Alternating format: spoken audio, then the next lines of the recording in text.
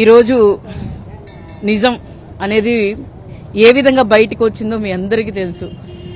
ఈరోజు వెంకటేశ్వర స్వామి గారు మరి ఆయన్ని ఈ ప్రపంచంలోనే అందరూ పూజిస్తూ ఆయన్ని గౌరవించుకుంటూ ఆయన్ని అడిగిన కోరిక ప్రతి ఒక్కరికి తీరిద్ది అని చెప్పి మరి నమ్మకంతో ప్రతి ఒక్కళ్ళు కూడా తిరుపతి వెళ్తూ ఉంటారు. అలాంటి దేవుణ్ణి ఈరోజు అడ్డంగా పెట్టుకొని రాజకీయం చేస్తున్న ఈ కూటమి ప్రభుత్వం మీద ఆ రోజు మేము ఇక్కడికి వచ్చాం.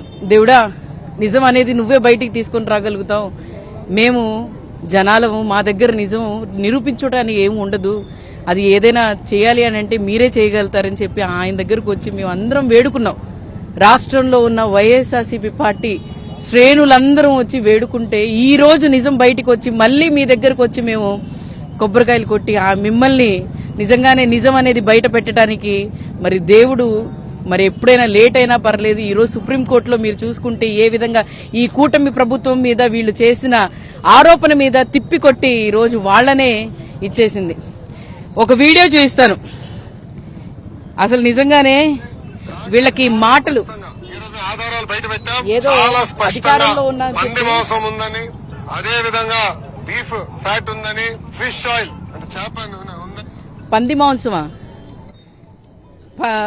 అంటే పంది కొవ్వు కూడా కాదు, పంది మాంసం. ఏం లోకేష్ గారండి, మీ అధికారం ఉంటే ఎలా పడితే అలా మాట్లాడతారా? మీరు రెడ్ బుక్ లో రాసుకుని వచ్చారా? మీరు ఏమనంటే నెక్స్ట్ గవర్నమెంట్ లో జగన్మోహన్ రెడ్డి గారిని కించపరచాలంటే దేవుణ్ణి వాడుకోవాలని చెప్పి మీరు రెడ్ బుక్ లో రాసుకుని వచ్చినట్టున్నారు.